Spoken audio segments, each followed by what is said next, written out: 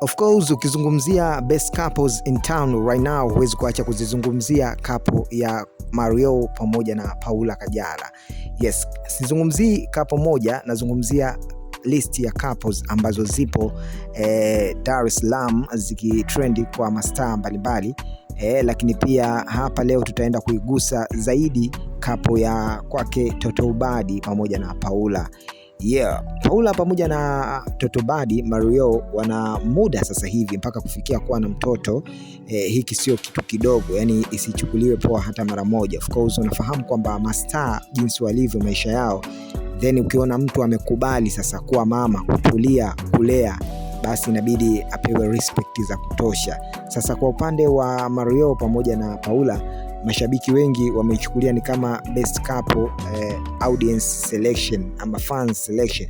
Ni kama ile ambayo mashabiki wameichagua, na ni couple ambayo kiukweli haina mambo mengi kwa hivi sasa. So kilichobaki ni pongezi na hongera kubwa sana, kwa sababu mashabiki huko Instagram wamekuwa wakizungumza na kuongelea zaidi couple ya Mario pamoja na Paula, na wamekuwa wakiipa maua mengi sana kwa lifestyle yao ilivyobadilika. Kwanza kuzingatia bado ni vijana ambao damu iko motomoto kwelikweli. Of course ukirudi kwa upande wa Mario, si mtu mzima sana, ni kijana ambaye anaelekea kwenye utu uzima, lakini bado mambo mengi yako yanaendelea. Lakini pia tukirudi kwa Paula, ndo kabisa, kwa sababu ni mtoto wa 2000, then kuweza kuamua kutulia, kufanya maisha tena, kupata mtoto, halafu kuachana na kila kitu na skendo na mambo yote ya mjini, kuendelea kufanya maisha na kufocus na biashara. Hiki pia ni kitu ambacho Paula anatakiwa apongezwe sana. Na of course Mario wengi wamempongeza, na mashabiki wengi wamekuwa wakikubali kapo yake pamoja na Paula, kwa kuwa wamekuwa wakitulizana na wameamua kufocus na kufanya maisha. Of course naona Paula namna ambavyo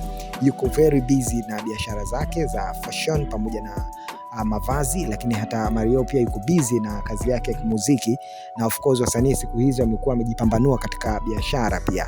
So sitaki kuamini kwamba Mario hana biashara, japokuwa hajawahi kuweka public, lakini tunaamini kwamba wasanii sasa hivi wamekuwa na growth kubwa sana za investment kwenye engo tofauti. So kubwa ambalo watu wengi wameweza kulizungumza ni kupendezwa na couple ya Mario pamoja na Paula, na vile ambavyo wamekuwa wakivifanya vimekuwa vikiwavutia mashabiki wengi sana. Na ikitokea kuna tuzo, basi chaguo la mashabiki kwa couple bora itakuwa ni couple ya kwake Mario pamoja na Paula. Wewe una lipi la kusema katika hii? Je, unaungana na kundi la wengi ambao wanasema miongoni mwa couple bora in town sasa hivi ni ya Mario pamoja na Paula, ama ni vipi? Tuambie couple yako bora ni ipi katika masters, then sisi tutapita nayo kwenye upande wa comment.